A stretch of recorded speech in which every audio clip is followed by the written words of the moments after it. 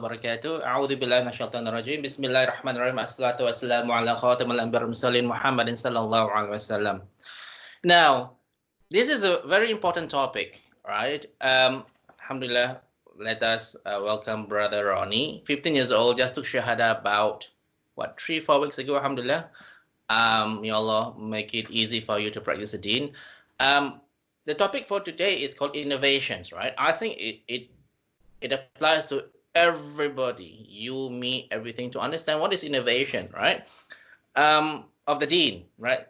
So when I talk about innovation in Arabic, it's called bid'ah. It's not about, well, in the time of Prophet Muhammad sallallahu nobody had a mobile phone, so why should we have a mobile phone, right? It's not about technology, right? It is about your practice of the Deen, right? Your salah, how you do your dhikr and all this, right?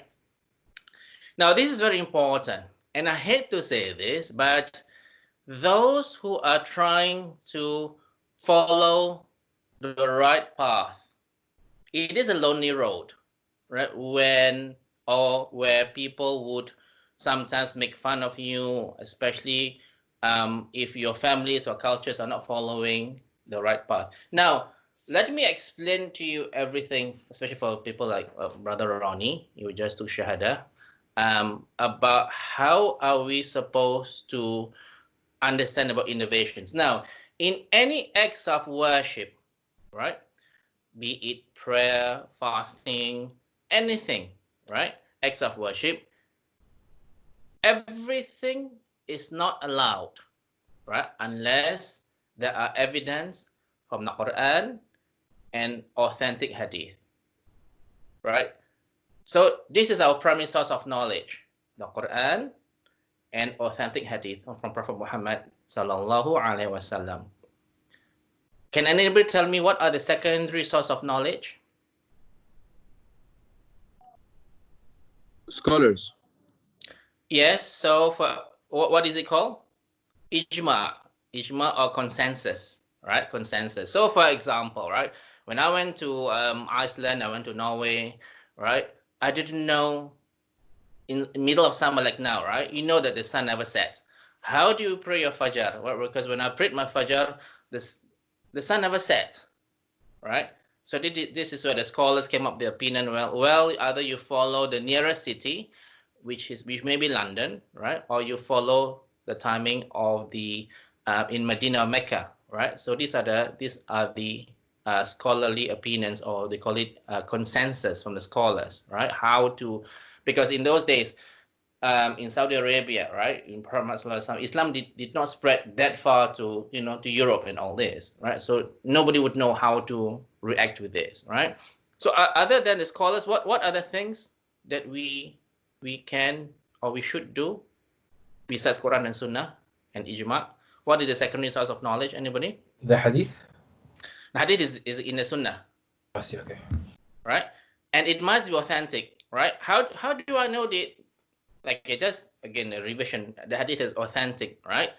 So the hadith normally will go through different chains of narrators. So A will pass to B. So A heard it from Prophet Muhammad or seen it before, right? Will pass to B, will pass to C, will pass to D, and narrated by somebody, right? Narrated by or reported by Bukhari, Muslim, and these are the authentic narrators, right? So A, B, C, D must be completely known to everybody as a reliable source or reliable people to pass this message, right? If nobody knows who is B, who is C, or B has produced something that has been proved to be untrue before, right? That means B is unreliable. Then the whole hadith should be thrown aside. As simple as that. So this is how hadith are made authentic or not authentic, right? Weak or fabricated, and we have the hadith that we should take into consideration of the strong or the authentic hadith, or sahih, or the hasan, or they call it good hadith, right? Now, this is just a summary, right? So besides, this is a primary source of knowledge, Quran, and we have this hadith, authentic hadith, right? And this is how okay, if there's no water, what should we do, right? We should do the tayammum, that means dry ablution, right? We talked before in a few times in surah number 5 and number 6, in which there is a way to do things, right? So you cannot just do anyhow, right? You don't need to, with this dust, wash your feet and all this becomes an innovation. There must be a way to do it, and all this we know, right, from authentic sources to do the tayammum or dry ablution when there's no water, right? So this is the primary source, right? Even in the last message, one of the last messages of Prophet Muhammad sallallahu alaihi wasallam, right? He said, "Taraktu fikum amrayni lan tadillu tamassaktum bihima kitabillah wa sunnatin nabiy." I'm leaving you two things. You will never be led astray if you cling on to them, right? If you hold fast on them. These are the Qur'an and my sunnah, my way. Okay, so this is the primary source. You must do this, right? If you cannot invent something out of the blue and say that, well, this is how we should practice Islam. Islam, how we should practice is very strictly controlled. It has been preserved, subhanallah, right, by these sources of knowledge in the Quran and through Prophet Muhammad sallallahu alaihi wasallam and the Sahaba, the companions, right? And we talk about the secondary source, which was, first of all, was the ijma, the consensus. Second is called the qiyas. Qiyas means the analogy, right? Analogy. Well, for example, right? In those early days of Islam, right? Prophet Muhammad said this hadith, right? May Allah curse those women who filed the gap between the teeth to make it wider. So in those early days, the women liked to, where it was perceived, right, to be the larger the gap in between the front incisors, right, the larger the gap here, right, the more beautiful you are perceived to be, right? So this was in those days. Muhammad said, "May Allah curse those people who wanted to change Allah's creation," right? So in those days, people would file the teeth so that, you know, the gap became wider and wider, so they were perceived to be more beautiful. Today, in 2020, how would people change the teeth? Right? So, for example, dentist. I was a dental surgeon before I was a dentist, right? In which, if I were to do things permanently to change the teeth, right, to make it straighter. That means if the person did not suffer any form of toothache, because sometimes, of course, right, not all, they call it orthodontics, braces, for me personally, not all of them are not allowed. Some people, the teeth are so crooked that it prevented them from cleaning the teeth properly. They have a lot of decays, right, and therefore, and the bite was affected, so they got all these joint problems, right? So all this is allowed, right, to change the teeth, I mean, to make it straight, because, you know, to keep the mouth healthy, to keep the bones healthy and all this, right?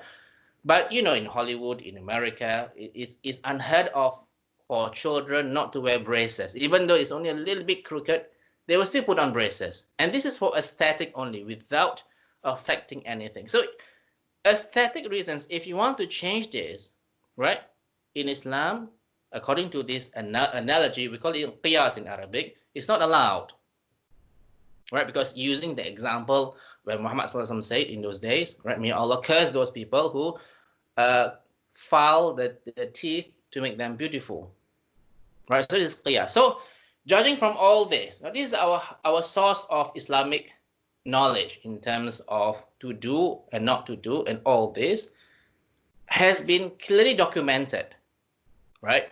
Of course, as years go by, right, it gets better and better because the knowledge are all on the internet, Bukhari and Muslim are all on the internet and all this. You do not need to buy books in general, right?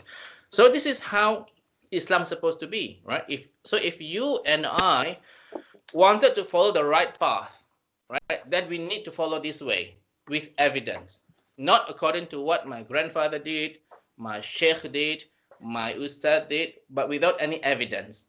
It's not up to you, up to me, up to the ustad, up to the sheikh to do things in terms of acts of worship without having any evidence. Now, this is very important principle, right, that we have to take, right? As I said, the path to this is can be very lonely. I remember when I was small, right? Because alhamdulillah, both my parents were following the Quran and Sunnah. My mother was specifically sent to Singapore from Indonesia in order to uphold the Quran and Sunnah. And that's where she went. She met my father. Everybody hated my family, right? I had no friends when I was small. Nobody wanted to play with me when I was small because they thought we were the deviant sect, right? But slowly things changed, and they became so and people started to accept this people who were trying to follow the Sunnah, right? Not many, but there were. People would also receive, prison sentences, right? And I know today, some parts of Malaysia, right, they would put into prison those who did not conform to the majority. That means just because I say you shouldn't have any meals after a death of a person, right? You shouldn't have all this dua after 40 days, after 1 year. You shouldn't gather in a gathering, feed them food and all this. You might be in jail in some countries, right? So, like Imam Bukhari, right? Before he passed away, he was in jail, wasn't it true? Because he was on the truth. People, the scholars in those days were very jealous of him, and he was put in jail and all this, right? So this is where the path to the truthfulness can be very lonely, right? As I've shown some of you, when my great-grandfather in Indonesia was, they had this blockbuster movie on him and all this, right? When he was following the truth and all this, they condemned him completely, right? Now, alhamdulillah, he has all these 26 million members and all this. But in those early days, it was so difficult to follow the Quran and Sunnah, right? So this is important, but to adhere to the truth, brothers, is absolutely crucial, right? As I said, the truth is not on the basis that your mother is doing this, your father is doing this. It must be on the basis that Allah has informed us in the Quran, Prophet Muhammad ﷺ has informed us through his authentic hadith, right? And this is how we move forward in terms of our acts of worship, right? Which verse in the Quran specifically emphasize about this? Anybody? If you do not know, I'm going to knock your head, all right? Because it's quite straightforward. Can you repeat that question? Which verse in the Quran did Allah emphasize about this? About following Quran and the Sunnah, that there must not be any deviations from the truth and all this. Which verse in the Quran?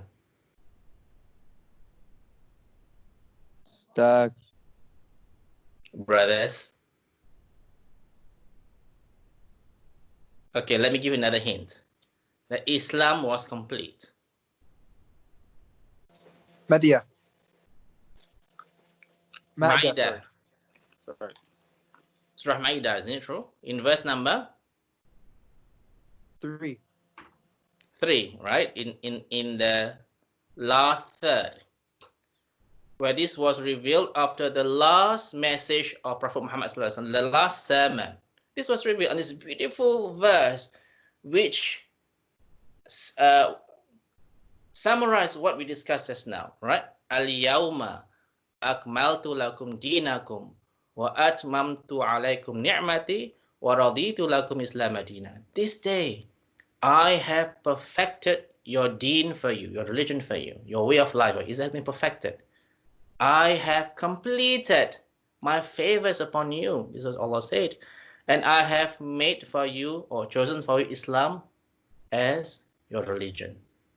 And this is so significant, right? Even the Jews who did not even believe in Muhammad ﷺ, even he said, there was a verse that was revealed to you guys, that if it was revealed to us, we would take it as a day of celebration. And this was this verse, in which whatever things, brothers, that you and I supposed to understand about Islam, right? In anything yeah, in about your salah, your how to fast, how to make dua, right? Everything has been completed, right? And this is, as Allah said, this is the favor that He has done to you and I, right? Even Umar ibn Khattab, when this verse was revealed, he cried. What did he cry? Anybody? Why did Umar ibn Khattab anhu, why did he cry when this verse was revealed? Is it because there's no more revelation? Yes, and no, there will be this is not the last revelation. This is the last revelation in relation to do's and don'ts, isn't it true? After this, there's no more halal and haram. Everything has been completed. What was the last revelation? Oh, I was going to ask that. From Surah Mu'minun, I think. No, completely not. And I've said this so many times. In Surah number 2, isn't it true? Verse number 281. Right? 281. وَاتَّقُوا يَوْمًا تُرْجَعُونَ فِيهِ إِلَى اللَّهِ ثُمَّ تُوَفَّى كُلُّ نَفْسٍ مَا كَسَبَتْ وَهُمْ لَا يُظْلَمُونَ. Right? Be afraid of the day when you shall be brought back to Allah. Then every person shall be paid for what he has earned, and they shall not be dealt with unjustly. Right? So this is the last verse. But this Surah 5 verse number 3, Al-Ma'idah verse number 3, this is regarding do's and don'ts. When after that, according to some narrators, they say that Muhammad sallallahu alaihi wasallam died after that verse about 81 days later, something like that, right? He passed away after that. And Umar ibn Khattab knows that, well, it's quite sad if you really read the seerah, right? He knew that the message of Muhammad sallallahu alaihi wasallam, because he was sent to you and I to pass this message, right? Especially in those days, to pass the message of Islam. Once the message was complete, that's it. There's no purpose of him to live in this world. That's why when he was sick, right? He was given a choice, right? He was given a choice whether he wanted to stay with the Sahaba or he wanted to join the rest of the prophets. Of course, his message was completed. He did his job, alhamdulillah. Then that's why he chose the latter. That means he wanted to join the prophets. Finished, right? So this is very important to understand that Islam was complete. That means every teachings that we were supposed to be know was completed 1,400 years ago, right? So there's nothing to add, right? There's nothing for you and I to say that, well, I think we should do this. I think we should do that. Because everything is so clear, right? And that is why the word bid'ah, right, in the Sharia term, it means that new methods of worship, right, that has been invented with no precedence, right, that has not been legislated in the Qur'an and in authentic hadith. And you and I know, brothers, we discussed before many times, right? For any of our deeds to be accepted by Allah, right? What are the things that are required from us? The first one? To believe, be a mu'min. No, not a mu'min, but that you're Muslim, right? Yeah. That you must take your shahada. So unless the person takes the shahada, if you haven't taken the shahada, whatever things that you do won't be accepted. Agreed, sir? Right? So you must have la ilaha illallah first, right? And secondly, Intention, right? 100% as far as best as we can, right? Whatever things that we do, we intend only for the pleasure of Allah, not to gain fame, not to get many likes from Facebook, right? From your Instagram likes, right? All the brothers, yeah, Instagram users, right? You want likes. Do be careful, all right? Of course, you may have all the good intention, but shaitan is always there, right? To make you want to be praised and all this, right? So intention, 100%, it must be for Allah. And thirdly, of course, it must be in conform, that you conform to the Quran and authentic hadith. If any of these three were not there is requirements were not met, then the deeds will be completely rejected. And what is the worst thing that can happen? Let's say you are doing this innovation, right? What is the worst thing that can happen to you in the hereafter? Firstly, Jahannam. before that, Misguidance. misguidance, yes, of course, in this life. But Is it you lose all your good deeds? Sorry? You lose your good deeds. Yeah, but what happened in the hereafter? What would Like, we be deprived of? Rahmah. Kawthar. Yes, Al-Kawthar, right? What is Kawthar? Is the pond that all the ones who will enter Jannah will drink from, and their thirst will go away. Yeah, so Prophet Muhammad sallallahu alaihi wasallam himself, he would hand to us personally the cups to drink, right? Because this Al-Kawthar was revealed to him personally, right? And so and when it was revealed, he was smiling very widely, right? Because it was revealed to him personally, right?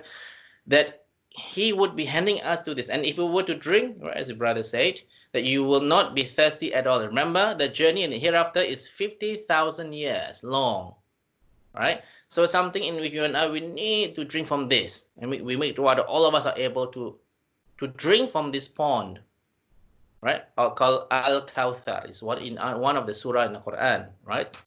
Now, there would be a group of people, and it is an authentic hadith. Muhammad sallallahu alaihi wasallam saw them being driven away, right? And he was asking the angels, but these are my people. And he was responded to, you do not know what they invented after you died, right? So this is important, right? Don't take this topic about innovations very light. It's a huge thing, right? In which a lot of people are still not understanding the importance of it, right? Now, the last part, the consequence of committing innovations, what else in the hereafter? Hellfire. Yeah. Right? Remember, even when on Saturdays when I give a speech, I always follow the speech of Muhammad sallallahu alaihi wasallam, right? About every innovation is a misguidance, and every misguidance will lead us to the hellfire, right? Is it fair, brothers, that these people will go to hellfire, but when they spend a lot of time doing all these deeds, for the sake of Allah, right? Is it fair?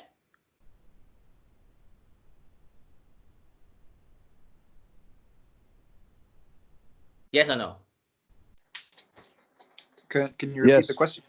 Is it fair that those people, right, who spend the nights perhaps worshiping Allah, right, other days doing this and that and all this, right, but without any guidance, or they just do it, right? They will worship. They're not wasting time. They're not watching like some of you guys, right? They're not playing games. They're not playing your what, Xbox or whatever it is. They're not playing watching Netflix, right? They're actually worshiping Allah, right? But it's just if it fits the three. There's no evidence, right? So they're committing a bid'ah or innovation, and they will go to hellfire without any doubt. Is it fair? That's my question. It should be fair, because if it doesn't fit the criteria, then your deeds don't get accepted. So and not only that, right? Why was Prophet Muhammad sallallahu alaihi wasallam sent to us? Why was he sent to us? It was to show us how to do it, isn't it true? Why did Allah reveal, as I said just now? What did Muhammad sallallahu alaihi wasallam, or what did Allah reveal? Surah number 5, verse number 3. This day I have perfected your religion for you. I completed my favors upon you, and I've made Islam as your religion. Why did Allah reveal this? It's quite straightforward, isn't it true? That means complete is complete. So if I were to do something that has no basis at all, I'm implying several things. I'm implying, well, perhaps Allah has forgotten. Secondly, well, perhaps Prophet Muhammad ﷺ has forgotten to teach us. Or thirdly, worst thing, as if I'm better than Prophet Muhammad ﷺ, right? To know how to worship Allah. Isn't it true? which is impossible, right? So your job and my job is simply to follow, isn't it true? Just to follow the right path. But you and I know, brothers, this is quite difficult in your Albanian culture, in your Bangladeshi culture, in Pakistani culture, in my culture, in many cultures. It is a very hazardous path, right? So, for example, right, in my culture, for example, after the death of somebody, right, you after 7 days you would have these people gathering in your house in a circle, and then people will recite the Qur'an, recite Surah Yasin. There's food, there's dua, right? And after 40 days, the same thing again, right? And That's if like you, in Albania, sir.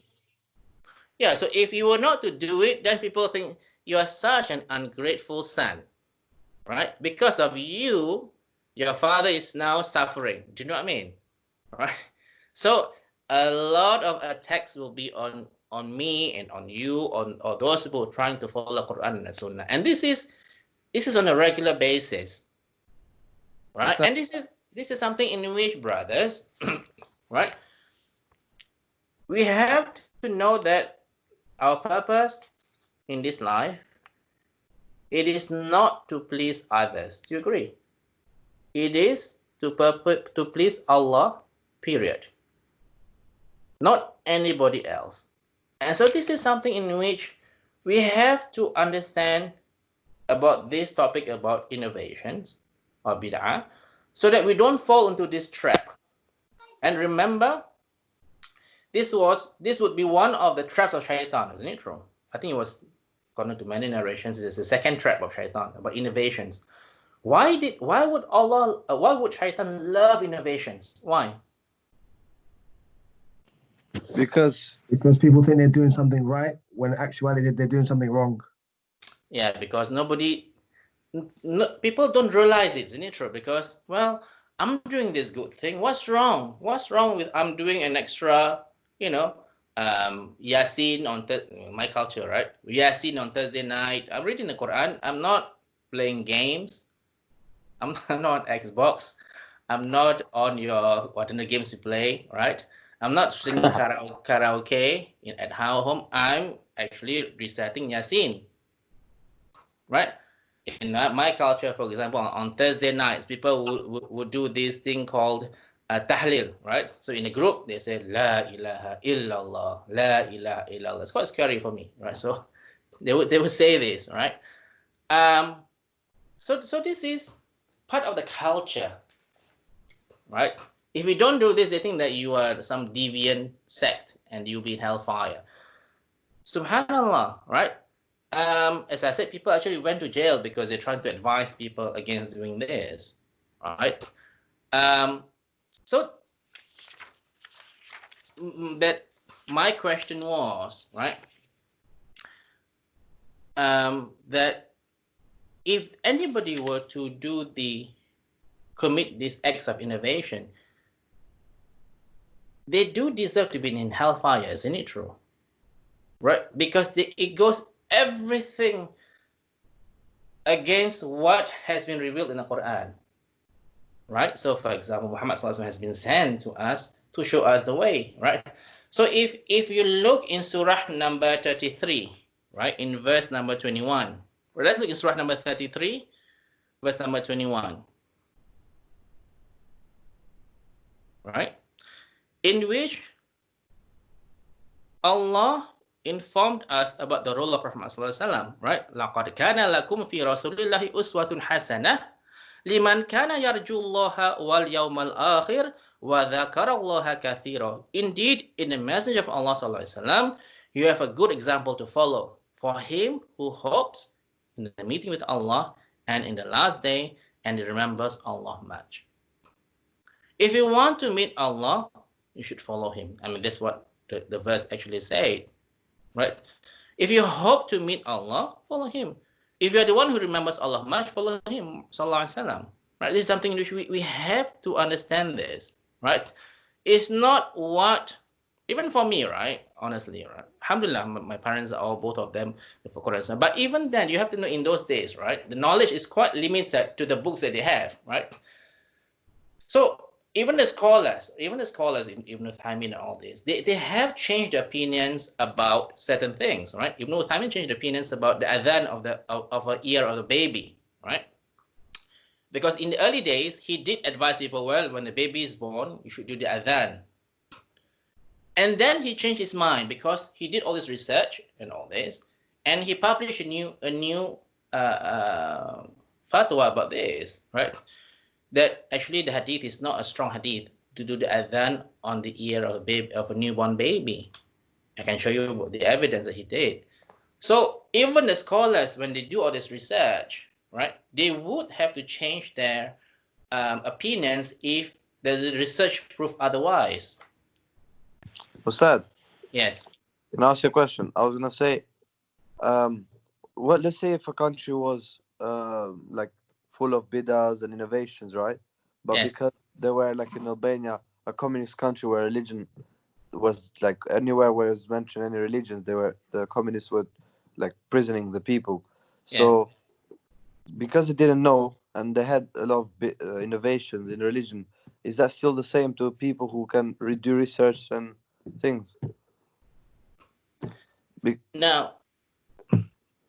Okay, so the question is, right, would Allah on the day of judgment forgive these people to do innovations? Isn't it true, right? I mean, indirectly, is what you're trying to say.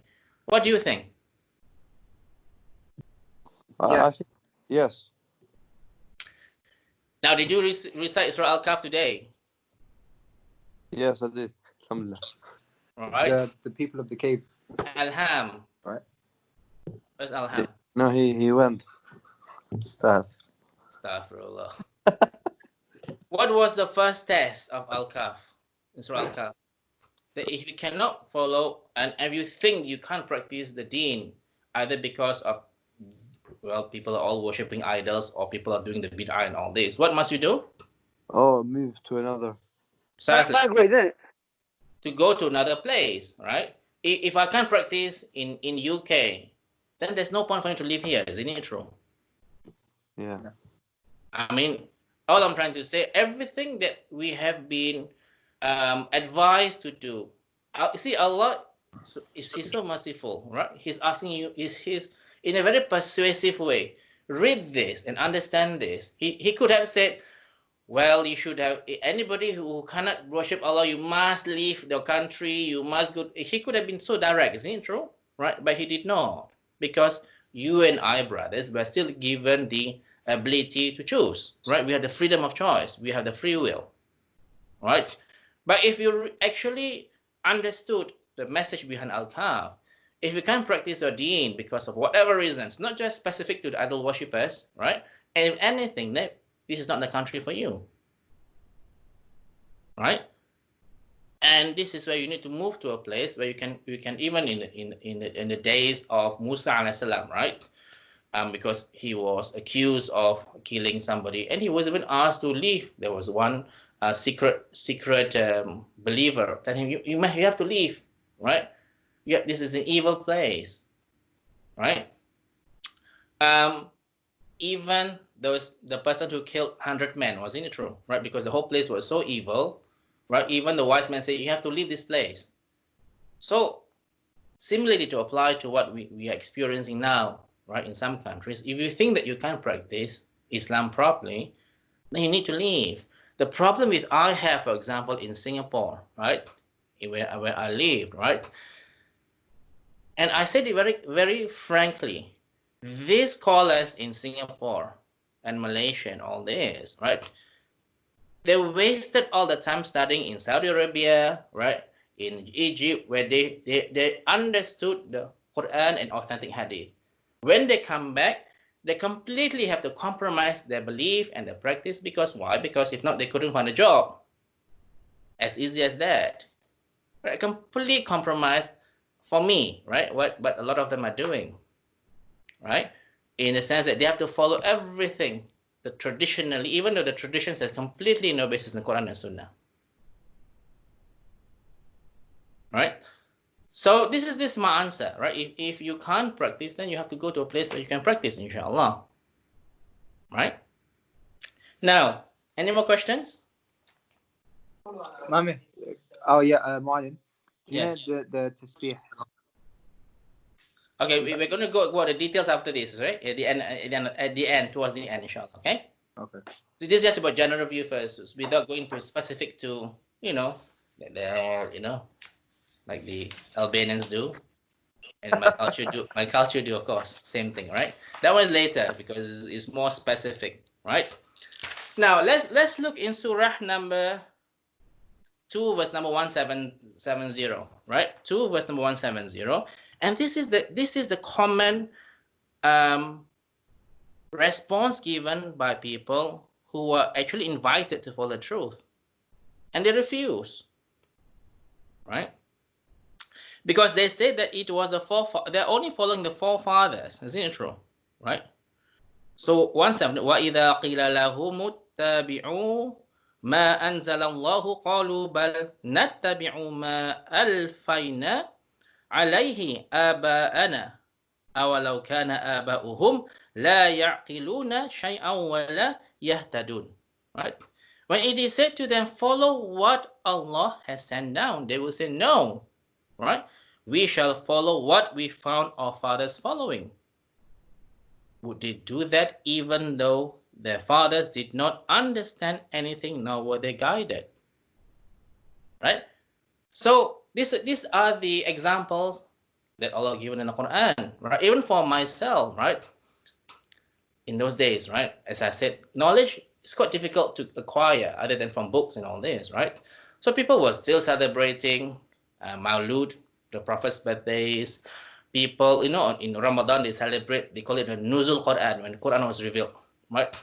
So on the 17th of Ramadan, they have these, gatherings, and then they have these reminders in the Qur'an, which nobody has done it before in the time of Muhammad ﷺ or in the Sahaba time, the Tabi'in, the followers of that, right? And people are still doing it, right? So the first question that you and I must ask in any forms of worship will be, where is this evidence? Where is the source of this? And this is quite important, right? So like Luan, brother Luan, what happened to you?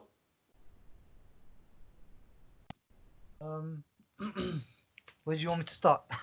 Start from your time that you were trying to ask for the evidence, wasn't it true? So basically, I was just searching for some du'as online. Yes. And Why didn't you ask me? You're just trying to be funny, isn't it true? Yeah, true. But I don't know. I just wanted to find a few online. Maybe Yes. a good source website. So I searched beautiful du'as online, something similar to that. Yes. And the first few results, I clicked on it and I saw a website. Yeah. In which a person said, if you want to make a dua for the one whom you love, for let's say a partner or some sort, they said recite a certain surah. I think it was Surah Al-Kafirun. I don't think you should memorize it, is it true? Sorry. They They basically said to recite a bunch of different surahs and write the person you love's name on a piece of paper, put it in the earth and burn it. So then I said, I contacted this brother or sister, whoever it was, and I said, can you give me some proof of evidences? Because I'm not too sure about this. I act confused, Yeah. And then he's like, what's your problem, brother? No, you said, what's your problem? Child, isn't it true? Child, yeah, true. Child, you call me child. I'll grab him back. I'm joking. Peace. Sabr. Right. So these are the things that you find on the internet, right? And you do have to be careful. As I said before, some of the things that they have on the internet, some of the websites, even so-called Islamic websites, they were from the Christians or the Jews and from the hypocrites and all this, right? A lot of misleading information. So do be careful, right, about all this knowledge that you may have acquired on the internet. A lot of falsehood there. Okay. Now, is the majority of people on the right path or the wrong path? Wrong. Wrong path. Wrong. Where did Allah say this? I know where the shaitan said it, but... No, where did Allah say this? Oh, Is it Al-Kahf? No. Okay, if you turn to Surah number 6, verse number 116. All right, 6116. وَإِن تُطِعْ أَكْثَرَ مَنْ فِي الْأَرْضِ يُضِلُّكَ عَنْ سَبِيلِ اللَّهِ إِنْ يَتَّبِعُونَ إِلَّا الظَّنَّ وَإِنْهُمْ إِلَّا يَخْرُصُونَ. If you obey most of those on the earth, they will mislead you far away from Allah's path. They follow nothing but conjectures or guessing, and they do nothing but lie. And it's what Allah said, right? Do not follow the majority. And remember the hadith that Islam come like a stranger, and it would live like a stranger, right? In which a person who is trying to follow the Quran and Sunnah, the right path, is treated like, it's so strange. Remember, the path to truthfulness is very lonely. It's not many people would tread this path, right? Because it's a difficult path. The path of, innovations, and it's so easy. Everybody's doing it, right? So do be cautious about following, be it your mother, your father, your grandfather, grandmother, your aunties or uncles, right? That has completely no evidence, right? And you need to question yourself, because you wouldn't want to be among those who will not be able to drink from the pond of Al-Kawthar. Subhanallah, 50,000 years, no drink. How can you survive with this? But deservedly so, those people who refuse to follow the right path, because as Allah said in the Quran, in Surah number 2, verse 170, well, they simply say, well, I'm just following the path of my forefathers, right? Therefore, in Surah number 5, right, if I'm not mistaken, no, Surah number 5.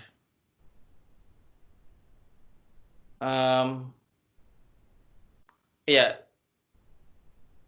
Try first one, Surah number 5. I think it was number 105, if I'm not mistaken. I might be wrong.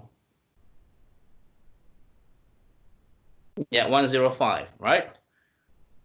Because 104 is almost exactly the same as what was in Surah number 2, verse number 170, right?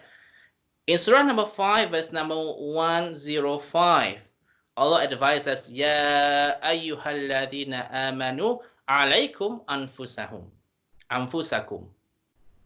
Right? When Allah said, Ya ayyuhalladhina amanu, what must you and I do?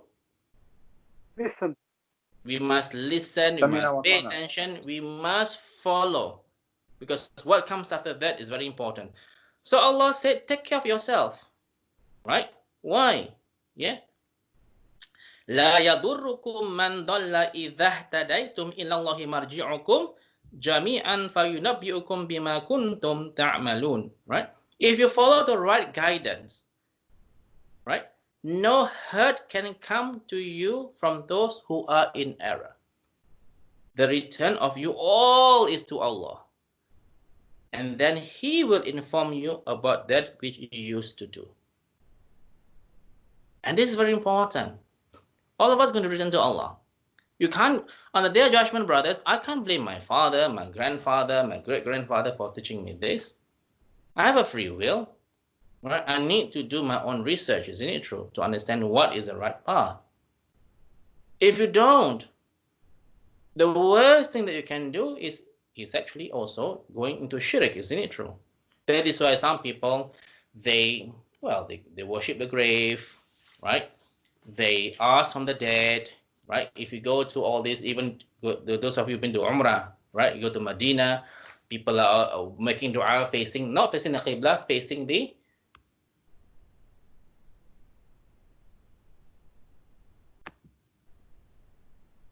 Sorry, are we still on? Yeah. Yes. Okay. Not facing the Qibla, but facing the Prophet's grave. And you have seen this before, right? On a few occasions, I have actually turned the directions of the Qibla from the dua from the Prophet's grave. We have to actually turn to face the Qibla, right, instead of facing the grave. Well, and this is quite alarming for me, right? I mean, going to all these Muslim countries to see so many acts of innovations went to Palestine, right? Supposed to be a place, also as you know, one of the three cities in Jerusalem which we have to go, right? Prophet Muhammad said in the hadith, right?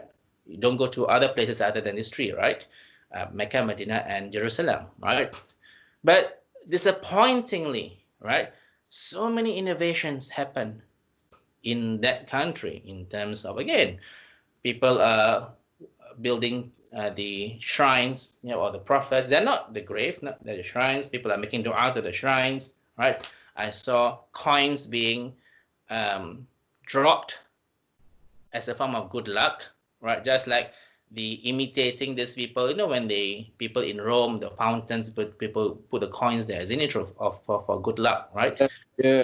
You see these people throwing coins and all this. I mean, honestly, it's so disappointing, right? One of the first countries that I ever came across was this in Egypt, right? Again, so many innovations there.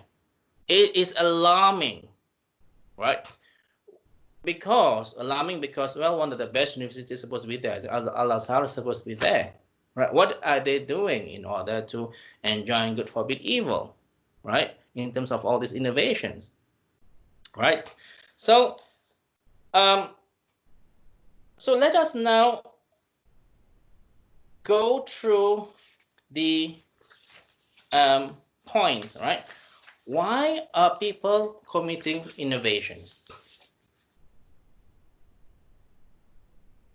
Brothers? Culture. Sorry? They want to please others. Family. Okay, let's talk one by one. The first one is following your family, right? Following your well, put it, cultures, your own families, and all this, right? But why are people not trying to change? Lack of knowledge? Well, perhaps a fear of getting ostracized and all this. Oh, my family's the families on my father's side, they hated us. We were ostracized completely, right? Nobody wanted to talk to us. When I was small, I was quite isolated, Well, this is from Allah anyway, right? So there's this a lot of fear of getting rejected by your mother, by your father, by your aunties and uncles and the family members. But what did Allah say? And I have highlighted to you this verse on so many occasions.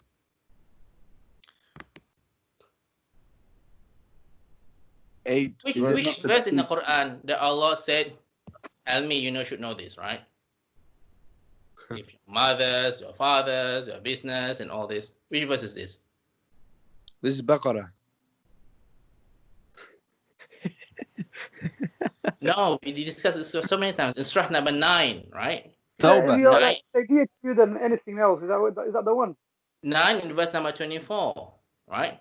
In very clear terms, Allah said, say if your fathers, your sons, your brothers, your wives, your kindred, the wealth that you have gained, the commerce in which you fear decline, and the dwellings which you delight are dearer to you than Allah and His Messenger, and striving hard and fighting in His cause, then wait until Allah brings about His decision or His torment.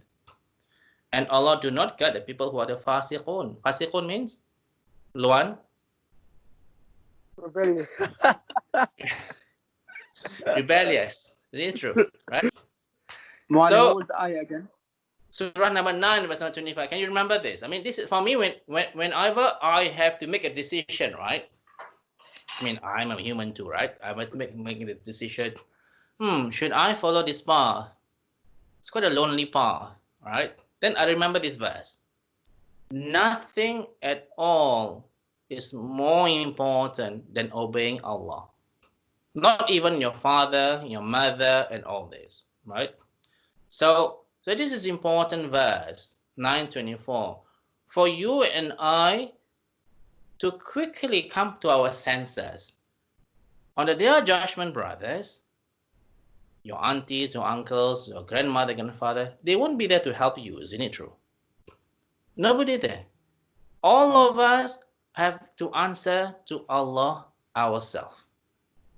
And this is very important verse for me, right?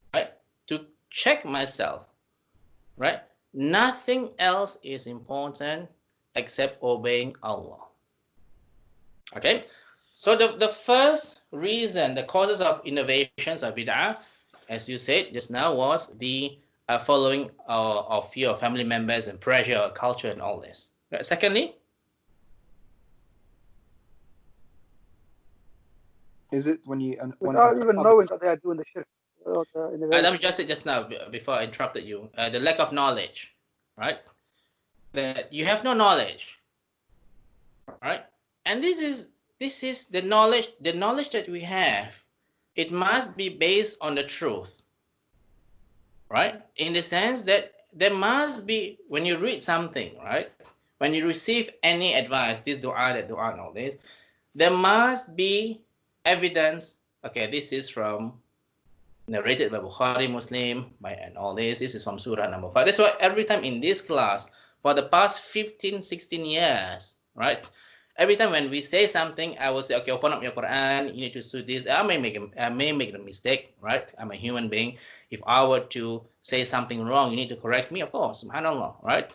So there must be that kind of mutual assistance of knowledge in which you have to have this evidence. Where is the source of what do you call it? Evidence of the acts of worship. You cannot tell me, right, that in my culture, right, when somebody died, you straight away say Al-Fatiha. You can't tell me to do this, because when I ask you where is the evidence, nobody knows the evidence. They just do it. Right? That's why I was advising you, for example, right? When you leave the house, right, you just need to say Bismillahi tawakkaltu ala Allah wa la hawla wa la quwwata illa billah. Isn't it true? Right? In which it means, in the name of Allah, I put my trust in Allah, right? Wa la hawla wa la quwwata illa billah. There's no might and power except with Allah. There is no evidence at all, brothers, that you will need to recite Ayatul Kursi. Isn't it true? There's no evidence. There's not in any hadith, right? But people are doing it, not because that they it's just because become a habit taught to them by the parents and all this. You have to be careful in this. You can recite Ayatul Kursi, of course, occasionally, but not all the time, because it becomes a innovation. Okay, so knowledge next, and we talked about culture. Other things, what causes one to have innovations? Yes, misguidance. Precisely, guidance. Right, that means, well, this is where, I mean, sometimes this is sometimes when honestly, right, I will sometimes cry to myself, right, about guidance and all this. Not sure. On occasionally, I may have teach you guys the wrong things and all this. I try to do my best, but sometimes, you know, it would put me to tears, not once or twice, but a lot of times, right? And this is where, subhanAllah, tomorrow we're going to talk about Aisha, brother Anha, Aisha, the Prophet's wife, beloved wife, right? In which, before she died, right? And when I read this, her biography, right? It put me to tears. And she did say, I'm so afraid to meet Allah. And this is what she said, subhanAllah, right? When she did so many things. Some of the verses of the Qur'an was revealed because of her and all that. And she did say she did fear Allah. She's afraid to meet Allah, sorry. That's what she said. I think because Ibn Abbas was visiting her, and she said, why are you so sad? Oh, I'm afraid. I'm so scared to meet Allah. What about you and I? And we have to have this fear about meeting Allah, isn't it true? And this is real. This is something in which we really need to have this fear that perhaps, you know, we have been doing the wrong thing. But of course, subhanAllah, when we pray, make sure we know what it means. When we say ihdina siratal mustaqim, mustaqim. This is the basic things at least you must know, right? Asking Allah to guide us to the straight way. You know, when if Allah were to guide us, nobody can misguide us. At the same time, if we were to be led astray, nobody can guide us except Allah. Okay? Other things, all this from the things that we discussed just now, right? This is a summary. Shaitan, of course, right? We talked about shaitan just now. Sorry? It reminds me of, you know, the story of the pious people of the statues. How after Nuh alayhi salam. Is it after Nuh? I think it's after Nuh. Where there were some pious people and the shaitan told them, oh, these statues were actually what happened. That was what Nuh alayhi salam was sent, isn't it true? Because before that, nobody worshipped idols before, right? So shaitan is always coming, wanting to lead people astray. So shaitan came in the form of a man and told them, oh, you should remember the pious people, right? That's what you said about me, right? So he was, why don't you build something to remember them by? So they built these statues and all this, and then put them behind. Yeah, we're not going to worship them. So they put behind. The next generation, shaitan came back. Why you put them behind? Put them in front. You're not going to worship them, but just, you know, when you pray to Allah, you look at them, you remind them of Allah. You remind you of Allah. So they put in front, and then next generation, shaitan came again, and again the stories changed completely with all these liars. Shaitan, of course, right? Telling them that, oh, the previous generation used to worship them, so you should also worship them, right? And that's what Nuh alayhi salam was sent to revive back the oneness of Allah, right? So these acts of innovation, shaitan loves because, well, according to their heart, they're doing good deeds anyway. On Thursday nights, I'm recited Yasin, right? Somebody died, I recite Yasin. It's good, right? But you have to be careful. It's not about the goodness only. It's about whether the actions that we did will be accepted by Allah. And this is most important, isn't it true? Which verse in the Qur'an, and this is a very famous verse, which we discussed before many times, in which even Aisha was asking, why were these people worried? They did the charity and all this, but why were these people worried? Why were they crying? Which verse was that?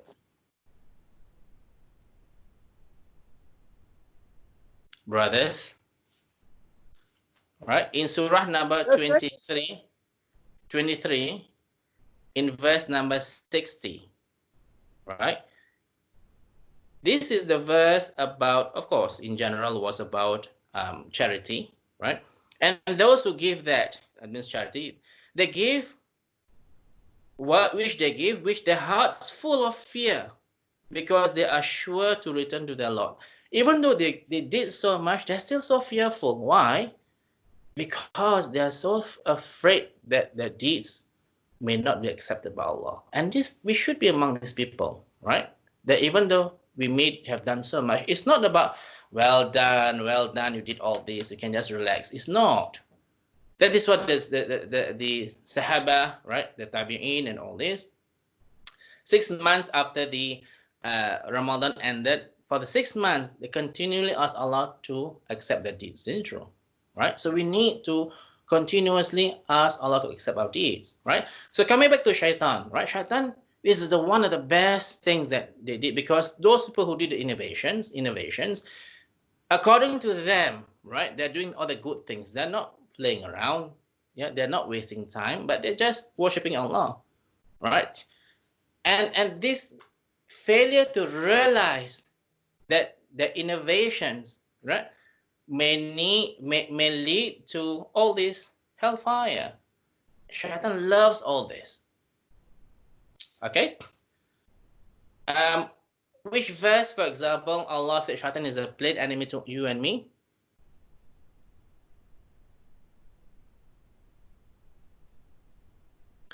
Okay, so turn to surah, for example, surah number 2, verse number 208. Ya ayyuhalladina amanu dukhulu fi silmi kaffa fala tattabi'u khutuwati syaitan innahu lakum aduwwum mubin. Yeah. or you believe, enter perfectly into Islam. Right? وَلَا تَتَّبِعُوا خُطُوَاتِ الشَّيْطَانِ, and do not follow the footsteps of Shaitan. Indeed, he is to you a plain enemy. Surah number 2, verse number 208. Okay. What are the things that will lead people to do innovations?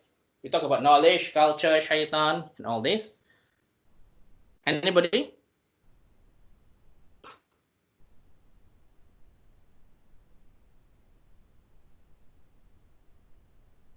Could ignorance be one? Ignorance, yes. I mean, and all this got to do with failure to seek knowledge, isn't it true? Right? Because can we plead ignorance on the day of judgment, brothers? No, because it was our responsibility to find out, I guess. Yeah, it is up to you and me to seek Allah's guidance. Let's put it this way, right? I think Allah's guidance is the ultimate thing, isn't it true? Right? We just need, as far as possible, to ensure that we get Allah's guidance, because when Allah guides us, all these points is irrelevant, isn't it true? We will be able to achieve everything, inshallah. Right? So that is why we have to seek knowledge. We have to do all the good deeds, because so that we can get His guidance completely. Yeah, and when we get Allah's love, and of course, love comes with guidance and all this, right? So how do we get Allah's love? By doing. obeying and By doing the obligatory things first, right? yeah. And then the sunnah. And followed by the sunnah hadith, so that we, according to the hadith you and I know, right, that He will become the eyes that we see, the ears that we hear, the hands and the feet, right? So this is how we get Allah's love. And subhanallah, when we get Allah's love, then all the angels will love us, isn't it true? So all this is an amazing achievement, inshallah, which we should try to achieve. The next one is, of course, right, an example why people are committing acts of innovation is just blind following. You're just following your father, your mother, and all this, right? You don't even know what is the source, you just follow it. And this is completely wrong, right? And I'm sorry to say this, right?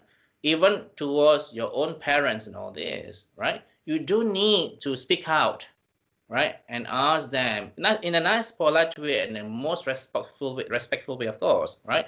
If the acts that they do has completely no basis in the Quran and Sunnah. And this is what enjoining good forbid evil means, right? Don't we want to save our own family members from the hellfire, brothers, right? So you do need to speak out, right? In the nicest way, of course, right? So that you are actually trying to save them and yourself, of course, yeah, from being in hellfire. For anyone who commit acts of innovation, without any doubt, will be in hellfire to be purified. It depends whether the innovation leads to shirk or not. If it leads to shirk, that's it. There's no savior at all from hellfire. Okay? Now, the next thing is following other people's culture, right? You have, for example, in incidents like 7-Eleven, right? In incidents like those, somebody get killed and all this, right? 9/11 and all this. You have this candle vigil, right? You light a candle. You hang around Trafalgar Square with all the candles and all this. SubhanAllah, has all this been legislated in Islam, right? We discussed, was it yesterday, right? People are busy. Christmas, you also want to have Christmas, right? You have a Christmas. I've seen it in a Muslim's house, right? Christmas trees, Christmas presents, right? Because people are doing it, you also want to do it, right? The grave, right? Your neighbors, are all having nice graves with marbles and all this, right? You can see the Christian grave are so beautiful. You also want to do the same thing, right? SubhanAllah, right? As I said before, I think I must have covered this before.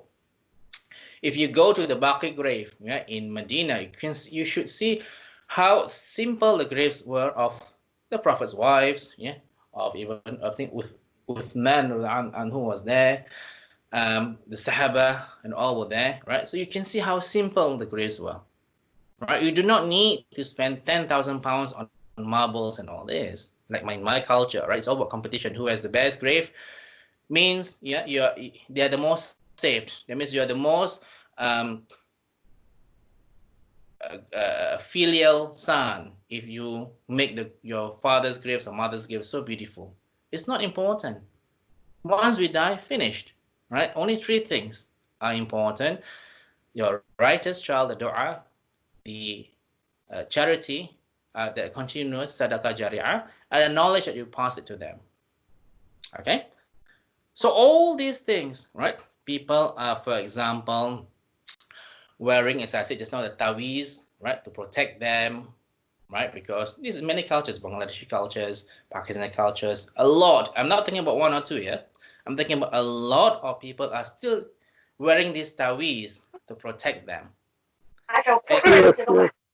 So as I said, right, if this acts of worship does not lead to shirk, well, inshallah, these people that may go to hellfire, we go there only for a temporary basis. But if it leads to shirk, that's it. There's no savior at all. Okay?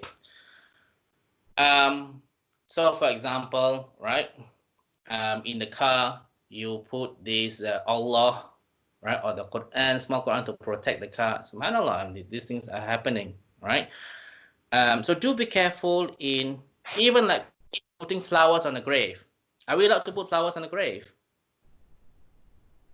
We're allowed to put green things like put trees, that like Prophet ﷺ was passing and there was a grave and Prophet ﷺ cut the trees and stick it, says it will move, like put something, it's green thing, like growing trees, etc.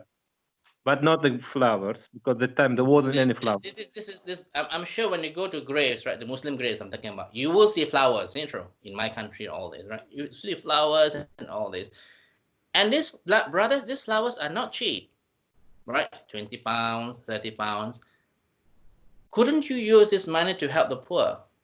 At least the deceased would have benefit, inshallah, isn't it true, right? From your money. So this is the things in which people are following blindly other cultures are doing it, or you also want to do it, right? So all these are the acts of innovations in which our people are doing. Yes. One point about the flowers, Yes. We had a president back in Uzbekistan. He was a very dictator. He was named Islam Karimov, Yes. Name was Muslim, but he was worst dictator of the post-Soviet Union. When he died, honestly, people in my city made so much money out of flowers. What they did, they sell flowers, they put, and evening they bring it back, and next day they sell again. So at night they go to the grave and get the flowers and they sell again, isn't it true? Yeah, it's like monopoly. There's some people they make money out of it. So it's simply some people make money, some people blindly follow this. Yeah. Subhanallah. It's a lot of you'll be surprised, right? That's why I said just now, the path to truthfulness and Qur'an is very few people follow this path, and we make dua to Allah subhanahu wa ta'ala make us among these people, right? Because these are the only path that will lead us to Jannah. Okay. So now, but of course, brothers, right? In situations where culture is involved, right? We can, for example, right? Let's say when there's a 2-minute silence, right? I think we should just, of course, we don't intend to just. It's not a sunnah, of course, to just 2-minute silence because somebody's died and all this, but it is wrong because you want to oppose this. I'm talking, I'm eating. I mean, it's quite a disrespect to the culture, isn't it true? Even Muhammad sallallahu alaihi wasallam was standing up when a Jewish funeral passed by, didn't he? Right? As a mark of respect. Right? As long as you are not the one who initiate this, As long as I'm not the one, okay, I want to bring candles because everybody bring candles, you know, in Trafalgar Square to remember the dead. I want to bring candles. But as long as I don't do that, right? But if people were standing up in silence, for example, I mean, it reflects very badly on Islam. If you were to sit down, or if you were to, you know, eat something very loudly or talk loudly, I mean, it's a huge disrespect. I mean, as long as your intention is just to respect the culture, I think there's nothing wrong with it. Do you know what I mean? And yeah. Yes. Do you know, it reminds me of the time, I think the Prophet ﷺ said, you shouldn't mock their gods. Yes. What's the reason? Because they will mock Allah. your God. Yes. So you get the sin because it's your fault that they are mocking Allah, right? So do be careful in this. Okay. Now, so this is it. So these are the many reasons why people are doing these innovations. So what are the consequences of these innovations again of bid'ah? First of all, you may be thinking that you are bringing yourself to Allah, but actually you're bringing yourself much further away from Allah, right? And of course, secondly, the actions will be nullified. It won't be accepted for sure. You don't need to think about it. If there's no evidence from the Qur'an and authentic hadith, your actions will never be accepted. Okay? Thirdly, it is a means of dividing the ummah. And that's why we have this Qur'an and hadith, and we just need to follow it as it is, isn't it true? We just need to follow. We don't need to invent new things, right? Because if like that, you will end up like the Christians, right? They can sing songs, they can, you know, say hallelujah all the time. They can, you know, even in the churches now, right? They have all these concerts, they have these rock concerts, they have this orchestra in the church. Completely, there's no law at all what you can do or cannot do in the church. Isn't it true? Right? So there must be a limit, right? The limit is from the Quran and Sunnah, what we can do in Islam, right? Because if everybody were to know the Quran and Sunnah, there won't be any division. The problem is when people start to invent new things without any knowledge. That's where the division comes in. Okay? And of course, the next one, number 4, innovations will destroy the Sunnah.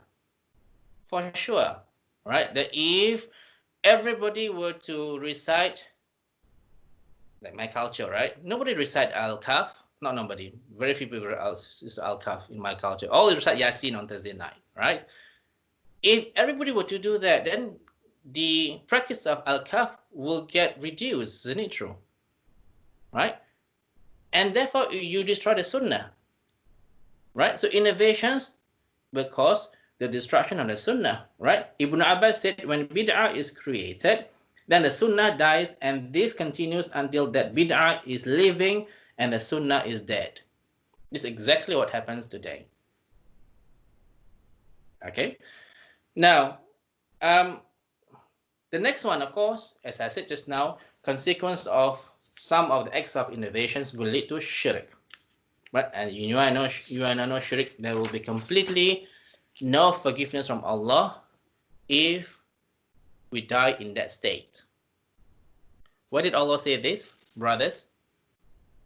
Allah forgives everything and all except everything shirk. Surah An-Nisa, verse number 50. No, you're guessing. Is it Akram? Yeah. You're almost there. 40. Almost there. 30. 48. Okay. Right? And repeated in 116. Let's wait 116, right? 116. But this is what Allah said in the Quran about those who commit shirk. Right? Inna Allah la yaghfiru an yushraka bihi wa yaghfiru ma duna dhalika liman yasha wa man yushrik billahi faqad dhalla dhalalan ba'ida. Verily Allah do not forgive setting up partners in worship with him, but he forgives whom he will sins other than that. And whosoever sets up partners in worship with Allah has indeed strayed far away. Right? That's why when I went to like Egypt and Turkey, I was quite shocked that, you know, they buried the awliya or the sahaba in all these mausoleums and all this. They charge people to see them. Subhanallah, right? All these are acts of innovation. We have to, of course, I don't think it is the sahaba and all this who initiate this. The followers or those people who revere them are the one who to be blamed for all this. Okay. The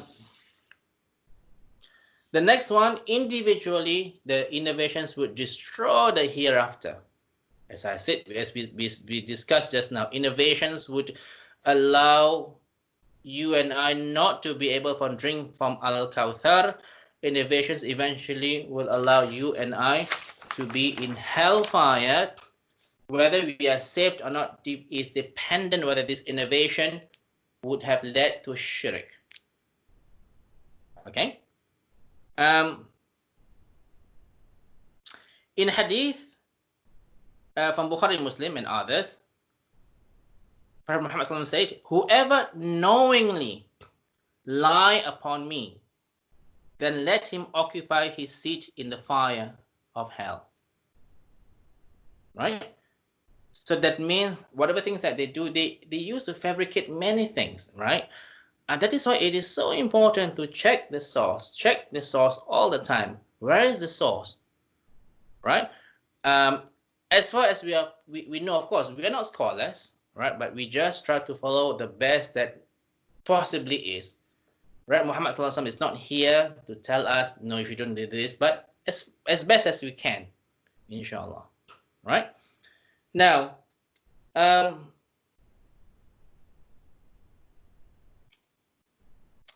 next one, right?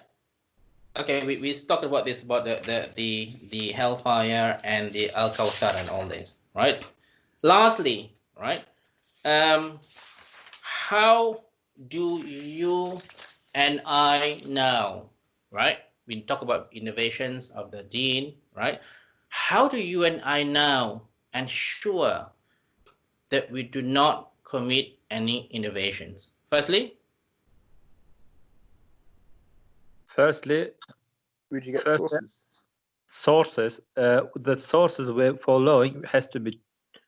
So seek knowledge, right? You need to seek knowledge, and you need to find the source and all this. It does take time to. It's not everything that you hear.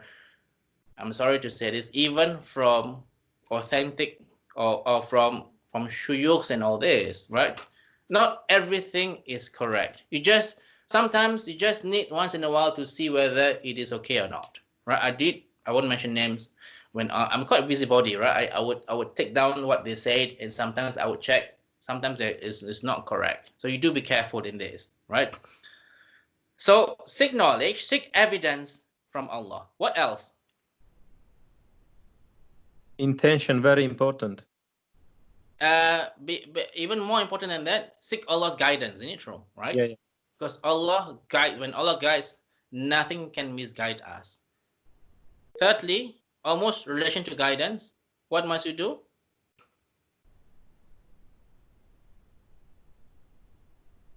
Tell me.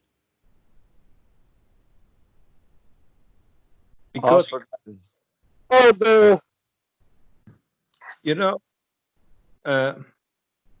no, in relation to this, what else must you do? We discussed this many times.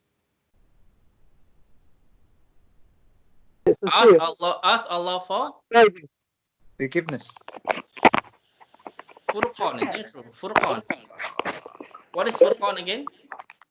Yeah, I like to give you the Qur'an, like the different, to know the difference right from wrong. Yes, to right. Automatically, subhanallah, right? You will, and I know some brothers were telling me, oh, I went to this. I thought it's just a gathering. Then they do this. They close the door, and then they were singing and all this. I was so scared. And this itself is Furqan, right?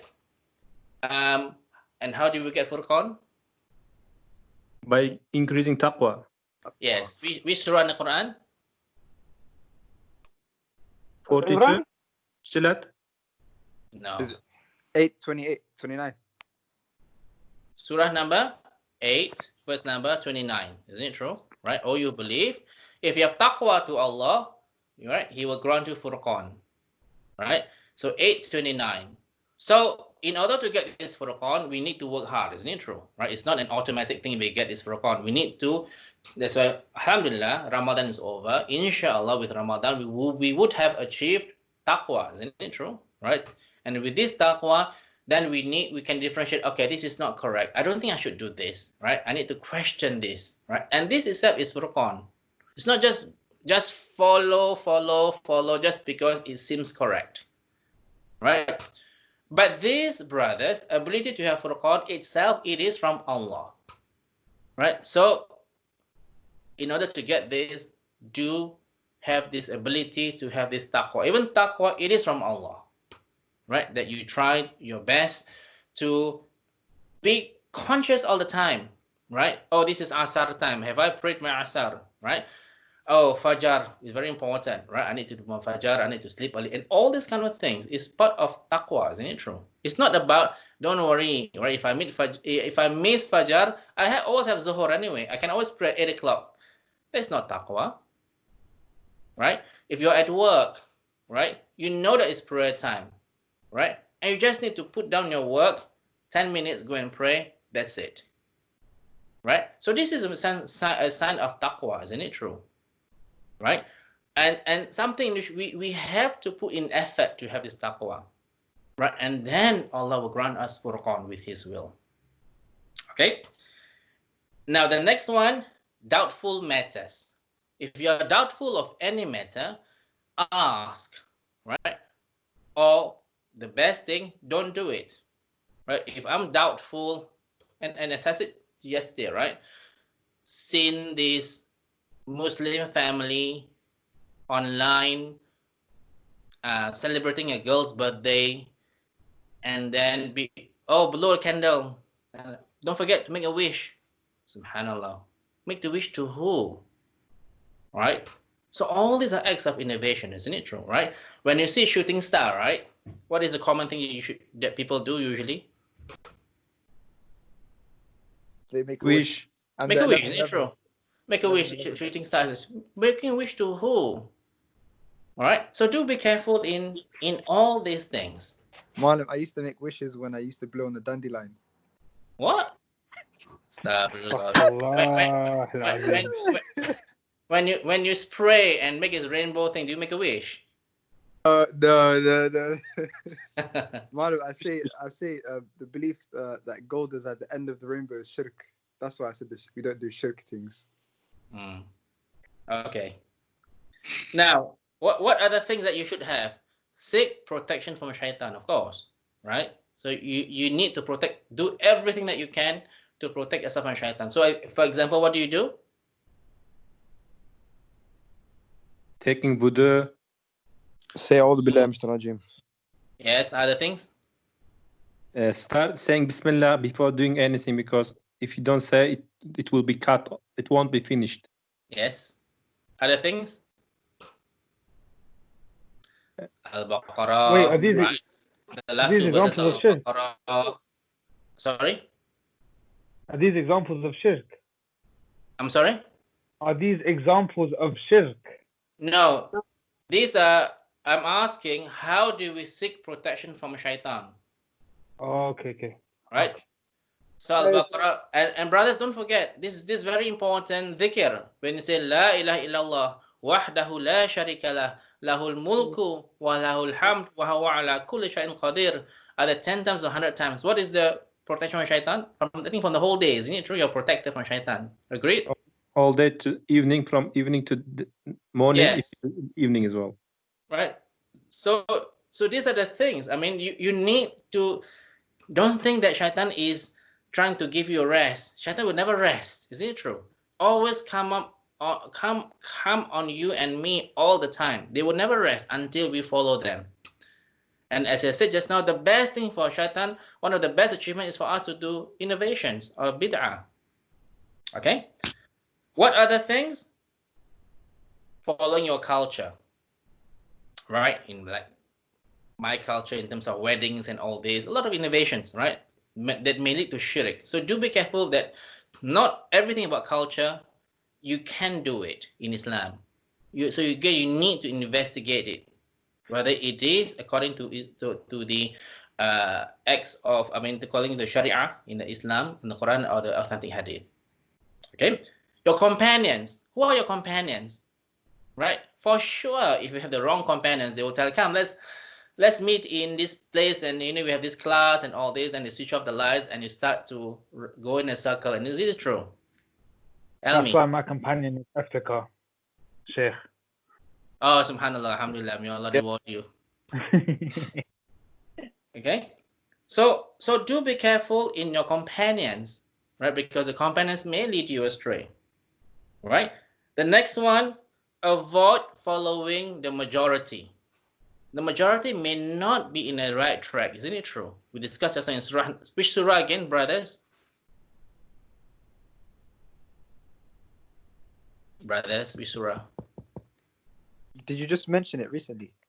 Yes. Can you question again? 105.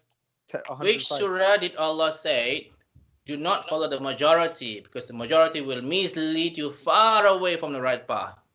Is it Baqarah? 5:8. In surah number 6, verse number 116. Do remember this? Right? So always do not follow the majority, because majority will lead us far away. And lastly, right, make dua. Yeah, what is the best dua? Or what is the dua that you can say? Ya muqallib al-qulub, thabbit qalbi ala dinik. Okay, yeah, Ya muqallib al-qulub, thabbit qalbi. Oh, you who changes the heart, make my heart firm on your deen. And followed by? No. That is bid'ah. No. Sorry? ربنا ما خلقت. No. Which surah? No, in surah number 3, right? In verse number 8. ربنا لا تزغ قلوبنا بعد إذ هديتنا وهب لنا من لدنك رحمة إنك أنت الوهاب. Remember? Right, we discussed it many times. So when you say the dua, Ya muqallib al-qulub, thabit qalbi la dinik, then followed by this dua. This is in hadith, right? Prophet ﷺ will say this and this together. Right? Rabbana la tuzigh qulub. Surah number 3, verse number 8. Rabbana la tuzigh qulubana ba'da idh hadaytana wa hab lana min ladunka rahmah innaka antal wahhab. Yeah. Rabbana la tuzigh qulub. Oh, our Lord, do not deviate us from the truth after you have guided us, and show us your mercy. Verily, you are the bestower. Okay. What other dua that you can say? Now, sorry? Allahumma zidni ilman wa ilman nafian wa qalban khashiyan wa du'an mustajaban. Yes. This is about asking Allah to answer dua and all this, right? And also the one that I recently posted to your WhatsApp is a beautiful dua, right? In Arabic, Allahumma arina al-haqqa haqqa, right?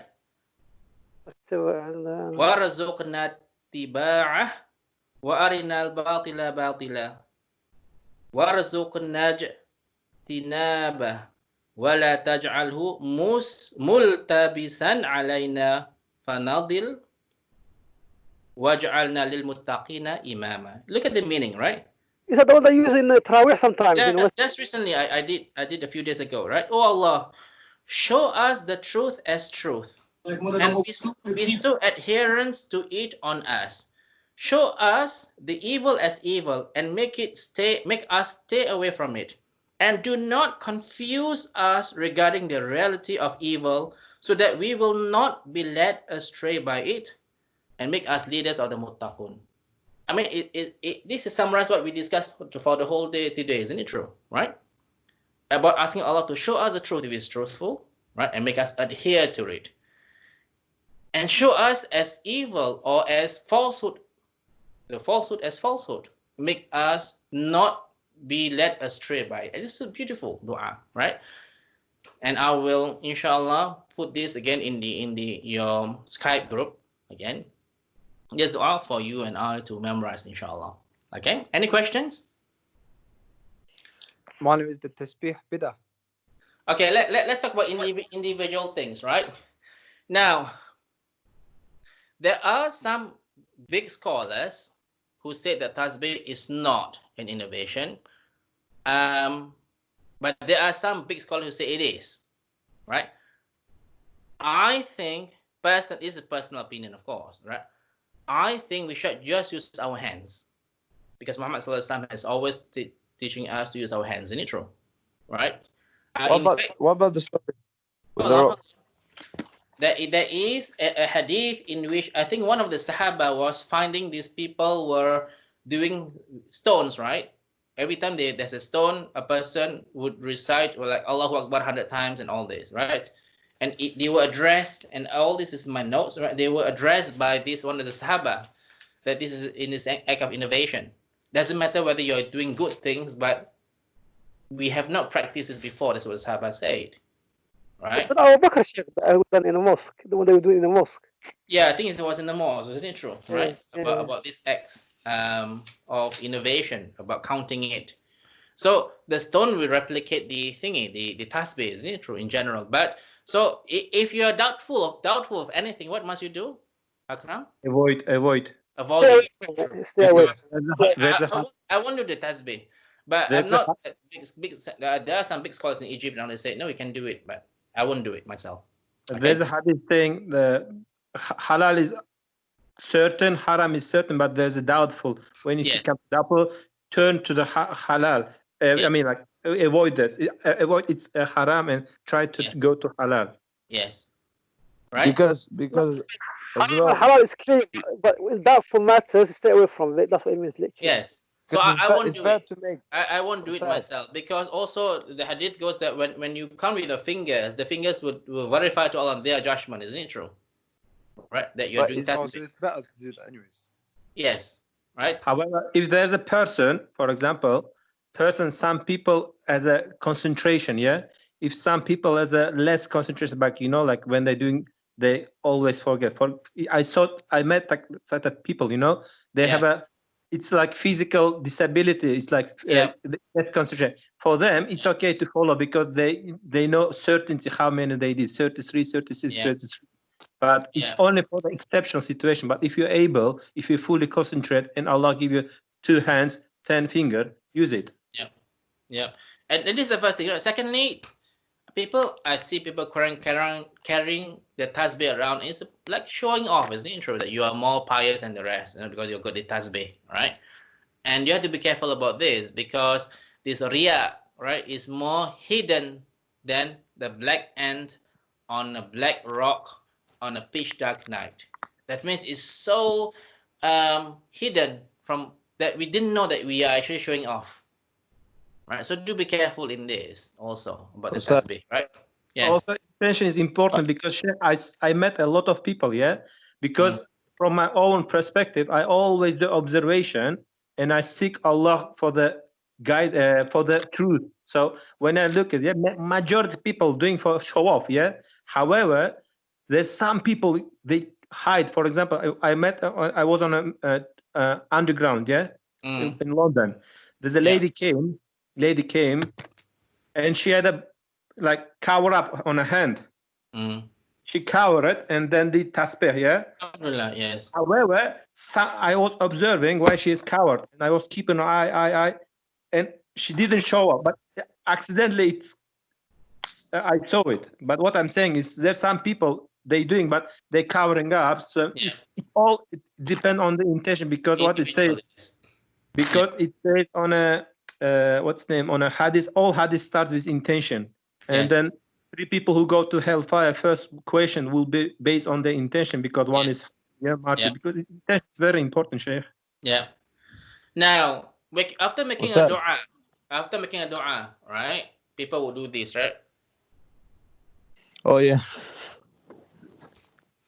Now, a lot of scholars, and I'm thinking about this big scholars, right? They do say you don't do this, isn't it true? Right? After making dua, just put your hand down, right? This is innovation, so you don't do this, right? Other things that I've seen, for example, right, when you say Sami Allahu liman hamida, is this? It's not this. Sami Allahu liman hamida. So this is an innovation, because it's not practiced at all. Muhammad has taught us how to do this, isn't it true? In this way, not this. So all these things lead to innovations, right? So do be careful that the things that you think that is okay, actually it's not okay. Because everybody's doing it anyway, isn't it true? Right? Now, any questions? Yes. Help me? Yes. I was gonna ask, you see, when can we try and see if something is bid'ah? Like, for example, I know a friend of mine who he has like special clothes, not just like clean clothes just for prayer. Like whenever he starts praying, he changes to that specific clothes. But he doesn't do it, he just does it because it's clean. Like, how can I tell him, oh, because Prophet Muhammad ﷺ didn't practice, is a bid'ah? Like, I don't know, when can I ask for a reference whether Prophet Muhammad ﷺ did it or not, like in this case? No, I think what he did, for an example that you gave, right? I mean, it's all about cleanliness, isn't it true? Right? And sometimes for me, when I wear, I'm not wearing this all the time. When I want to pray, I like to wear the thobe, not because of his sunnah or whatever it is, but it hides my back, right? I feel comfortable with it, right? I think if that acts that will lead to more, what do you call it? More cleanliness, or more, it would lead to you and I to be more closer to Allah, right? And this itself, I mean, if he were to do it because if he really feels that, well, wearing this is changing his clothes, I don't think there's any problem with that, right? Should we brush our teeth before we pray? Yes. Yes. With the miswak. Is it? No. It's true, right? It's He would have ordered you and I to use the miswak or clean the teeth before we pray, if not for the fact that it would impose so much difficulties on us. Yes. Right. So all these kind of things lead to, if anything, it leads to more purifications, right? It's fine, right? But in for example, reciting things, right? In what do you call it? In doing some acts that has no basis in Quran and so on, then you need to avoid it completely. Okay. Sheikh, there was an instance, for example, this exactly same happened with the Sahabi, yes? Sahabi, they went to the war, and one of them leading pray. Yes. And he constantly recited Surah Al-Kahf, Kahf. Yes. And they came complain to Prophet Sallam, because Prophet Sallam doesn't do this. And so what he says, he always recite Kahf. Qul Fallah, Ahad. Ikhlas, yes. And then he asked that person, why you said, because he said, I like so much. And he said, Prophet Sallam approved. What I'm saying is, Prophet Sallam never did himself, but he approved because that person did it, and others was complaining about him because they didn't see the Prophet ﷺ doing this. Yeah. And he was. What I'm saying is, it's like there's a knowledge. It's all about this knowledge and the source. I mean, everything starts from the ignorance, starts from the not seeking knowledge. Yeah. It's. I mean, like this is one of the examples when Prophet ﷺ, for example, approved. Yeah. Approved when he didn't do it himself, but they complained about him. Yeah. So I think it's also more important to the intention and the knowledge. That person did with the knowledge, and it's a good intention. That's why Prophet ﷺ approved. Yeah. Now I would defer to I would do it differently. For example, right? You know, I told you when I did my tahajjud, right? I know exactly what I'm going to recite in my first ruku, second ruku, and all this. But in order not to make an innovation, I would sometimes mix up the dua together, so I won't get confused which, because if I don't do this, I wouldn't know which raka'ah, is it the first sujud or second sujud, right? So I would usually know what to say. For example, in morning, evening dhikr, right? I would have this sequence of dhikr in which if I don't go by this order, I will forget. You can lose track. Right? But sometimes I would verify this one comes first, and once in a while. But I will stick generally to this, because if not, I'll forget the rest of the dhikr. Right? So it's nothing wrong as long as I'm not teaching you, right? Okay, you should go by this order: 1, 2, 3, 4, 5. And that itself is innovation because I'm teaching you. This is my own personal liking. Right? Exactly. I'm doing this way because I if I don't do that way, I forget the rest of the dhikr. You know what I mean? All right. It's very important to understand that what Prophet ﷺ want to convey the message by singing, because the Quran himself says, Allah mentioned a lot of places why you don't contemplate, because it's contemplation using aql. For example, another example I really liked when Prophet ﷺ said someone will come from this door and he will go to Jannah. That person came, and second time he says, and Sahabi went to his house, stay for 3 nights, and he didn't pray, he didn't do anything. Yeah. And then I came as a guest, but now I want to reveal, because Prophet said you are the one of the Jannah people. I don't know, but you didn't do any extra prayer, you didn't do anything extra. How you deserve it? He says, when I sleep, he said, I do dua for Allah that if I hurt, if someone hurt me, I forgive. Forgive, yes. Yes. So his personal intention did it, and Prophet approved this one, and he says it's from Jannah. And also always remember, as I said just now, and he didn't teach others to do this. No. And that's quite important, right? Exactly. So doesn't mean that I have to ask forgive everybody for now. But he didn't teach. But when we see this example, we try to follow, inshallah, right? It's like doing 2 raka'ah before after wudu, isn't it true? Muhammad did not do it. No. Who did it? Bilal. That's it. Bilal did it, right? So, and then it becomes the sunnah. Yes. Okay. Now, any other questions? Yeah, Mualim, I have a question about the purity of a prayer.